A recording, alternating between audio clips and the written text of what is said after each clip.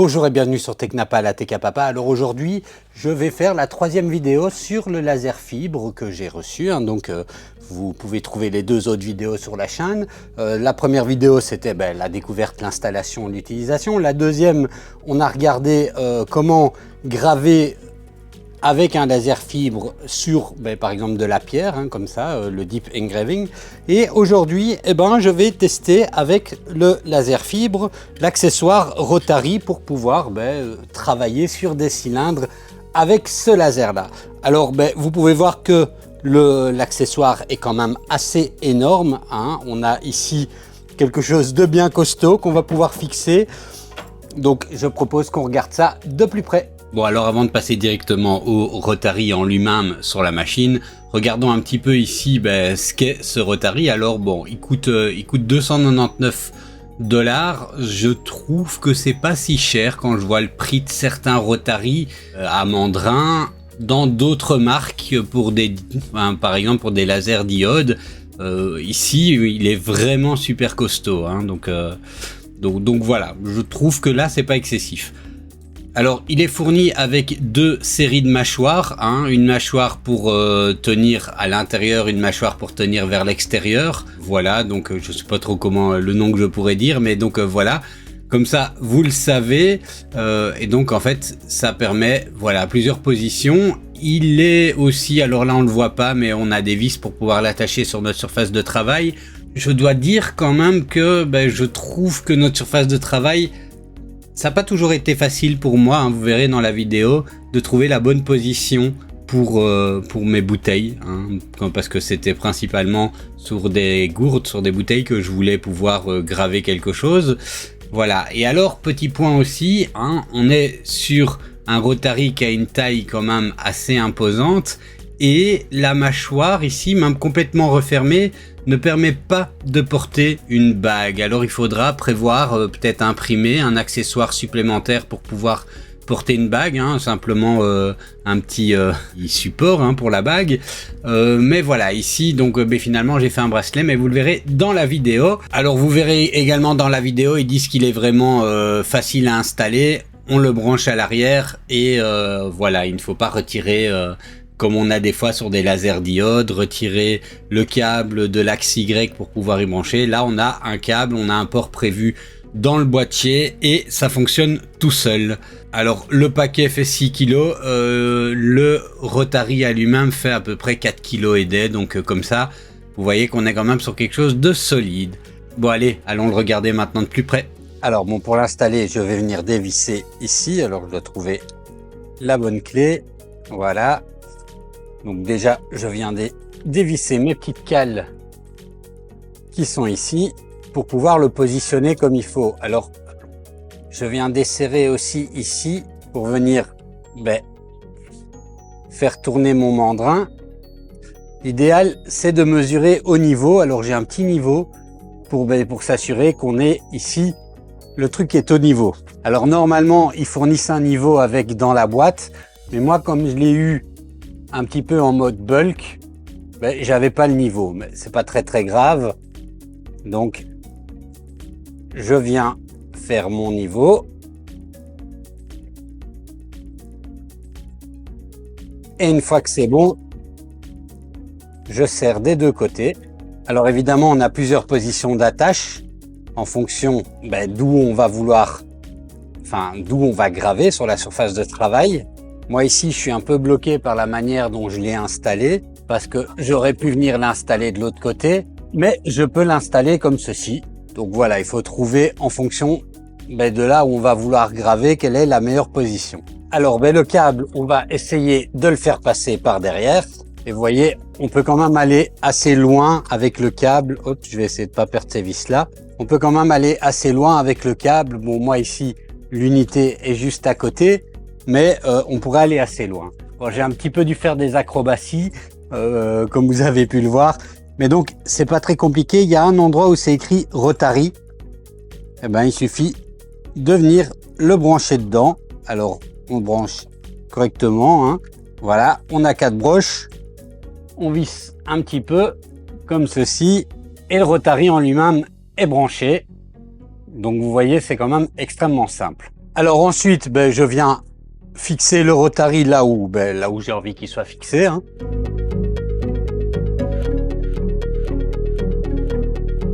Et a priori, comme ça, il est fixé. Alors, j'ai de quoi tester. Une gourde ici que je peux utiliser pour la martyriser et au passage, pour tester. Et vous voyez, je peux venir l'attacher de différentes manières. Ici, je vais l'attacher directement par les mâchoires. Je dois donc prendre ici ma clé et venir serrer la mâchoire, en tout cas les mâchoires. Hop, c'est évidemment plus simple quand on s'y prend à deux mains, mais ça vous gâche un peu le spectacle. Et on vient desserrer la mâchoire une fois que c'est positionné. Voilà, et là, c'est très solide et on n'a aucun problème. Alors, il me reste à faire le focus. Bon, je vais venir retirer le cache ici, allumer la bébête, ça va faire un peu de bruit. Hop. Moi, je fais toujours à la fois le off et le bouton d'arrêt d'urgence. Je viens appuyer ici pour avoir mon positionnement pour le laser. Enfin, pour le focus, pardon. Et je viens ajuster mon focus avec la manivelle. Alors, attention qu'il faut bien calculer son focus, hein, parce que si je le fais avec le petit laser là, je vais être à ce niveau-ci. Vous voyez ma main ou pas, je sais pas si on le voit, mais on a le laser rouge, ça va être à ce niveau-ci. Alors moi, c'est ici que je suis. Et avec la composition comme ça, c'est pas très pratique. Et pour éviter ce problème, je viens prendre une règle qui est très fine, qui va se rapprocher assez du point focal qu'on va retrouver ici. Et je règle mon focus jusqu'à ce que les deux petits points rouges se rejoignent. Et donc, a priori, la hauteur focale ici sera la même que celle ici. Voilà, maintenant que tout ceci est préparé, c'est dans Lightburn que ça se passe. Alors la première chose à faire, c'est de venir activer notre laser. Alors là, donc, moi, j'utilise Lightburn, hein, ici, donc je suis avec Lightburn. Dans Lightburn, on vient sur modifier paramètres et on vient cliquer sur afficher, activer l'unité rotative dans la fenêtre principale. Je vais mettre OK.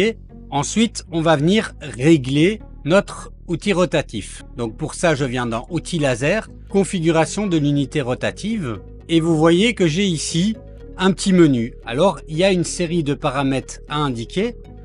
Premièrement, on est sur un système de mandrin, donc j'active mandrin. Je vais activer l'unité rotative. Ceci, je laisse là. Au niveau de la taille de séparation en millimètres, je vais mettre 0,040. Et au niveau du chevauchement, je vais mettre 0. Alors ces unités sont soit retrouvées dans le manuel, soit des unités connues quand on utilise des rotatives avec des galvos. C'est le cas par exemple pour l'incrément par rotation qui est de convention à 12800. Alors le diamètre de l'objet, je vais le calculer avec 1 mètre. Et pour calculer le diamètre, c'est pas très compliqué, hein,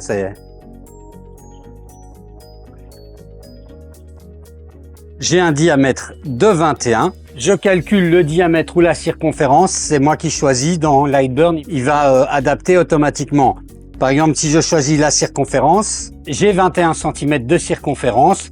Je retourne sous Lightburn et j'enregistre tout ça.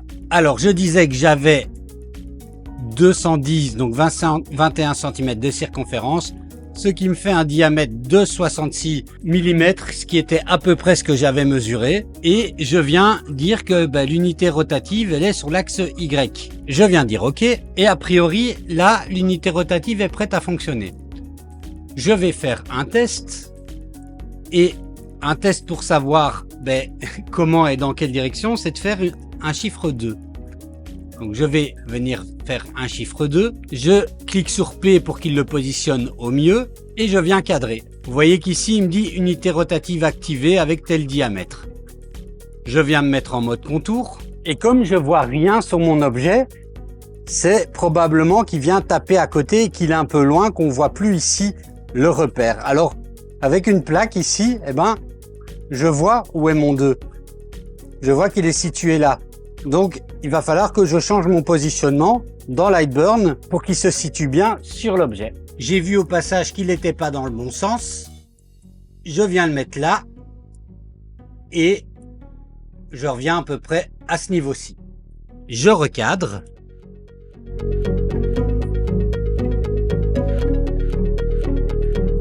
C'est presque ça, mais c'est pas encore ça. Je le remonte un peu. Alors il y a probablement une meilleure manière de faire, hein, mais moi, voilà, ça a toujours été un de mes points de faiblesse. Les outils rotatifs, je vais lui demander un remplissage. Et maintenant, je vais pouvoir faire quelques tests de puissance. Bon alors évidemment, hein, comme d'habitude, j'ai fait le blaireau et donc j'avais oublié d'activer, de filmer au moment où il a gravé. Après la gravure, ça dure 4 secondes, donc voilà. Et je conseille toujours de faire ça. J'ai donc fait d'abord avec, donc vous voyez, j'ai aussi modifié l'orientation pour avoir plus facile pour travailler.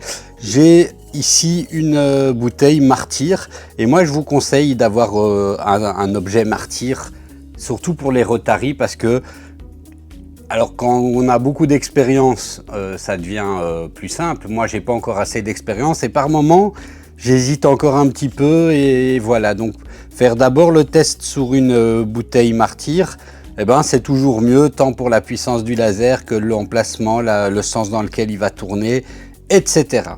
Donc voilà, au final, ce que ça donne, je vais prendre la petite clé, hop, pour retirer ça. Donc voilà ici au final ce que j'ai obtenu, le nom complet. C'est plutôt sympa, ça marche très bien, c'est laser fibre quand on doit faire quelque chose sur du métal comme ça. Alors évidemment ici c'est doré, pourquoi? Parce que le dessous de la bouteille est, la peinture qu'il y a derrière cette couche là est dorée également. Donc vous pouvez faire ça mais avec ce que vous voulez. Alors évidemment, le mandrin ici, vous voyez qu'il a quand même une certaine taille. Je voulais faire des bagues dessus, mais en fait, même en réduisant au minimum avec les mâchoires, il faudrait que je prévoie un petit système ici en plus pour le mandrin. Par exemple, quelque chose pour porter la bague, c'est pas le cas, mais donc je vais plutôt faire un bracelet. Donc je vais faire un petit bracelet comme celui-ci. Et là, le défi, vous voyez, vous voyez pas grand chose parce que c'est tout fin, c'est d'arriver à bien viser le bracelet. Et puis, je passe sous Lightburn.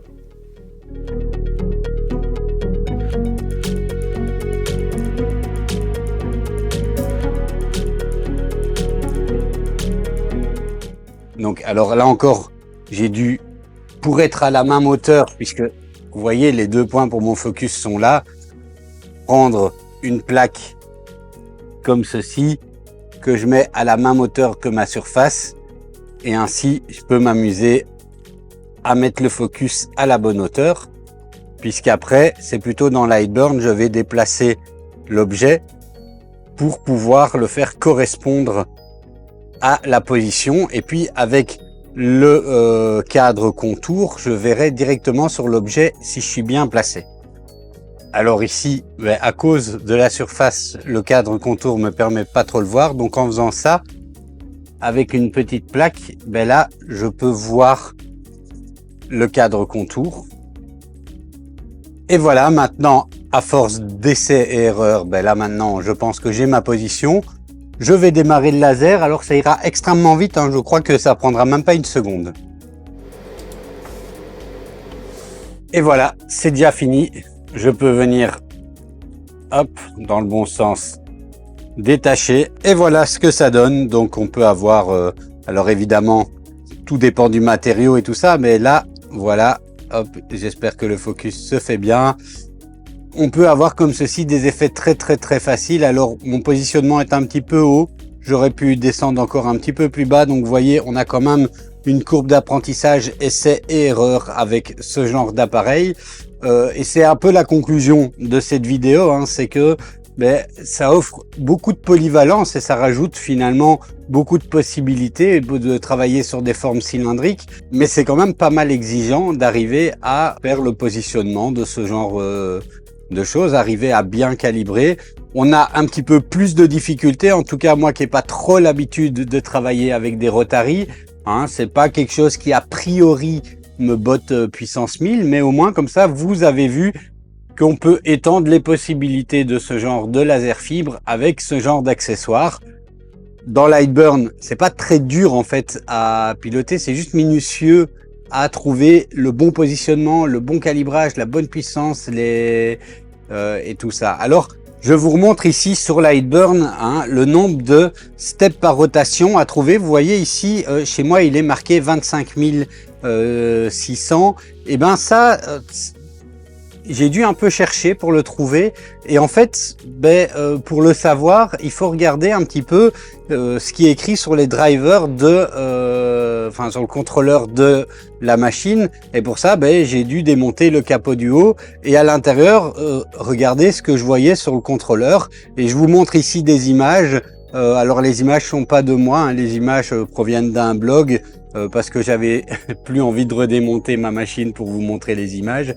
Mais en gros, il faut regarder un petit peu la position des commutateurs sur le contrôleur et on a une petite grille qui nous dit tiens, si la position est comme ça, en gros il va falloir autant de steps par rotation. Et dans mon cas c'était 26 600 et c'est pour ça que vous pouvez voir que sur ma bouteille Martyr j'ai comme ceci des chiffres qui sont déformés parce que c'est parce que je mettais 12 800 et que je ne comprenais pas pourquoi, ça réglait pas. Alors j'ai très vite compris que mon problème était lié au nombre de steps, à la rotation et au rapport avec la dimension, le diamètre de l'objet, etc.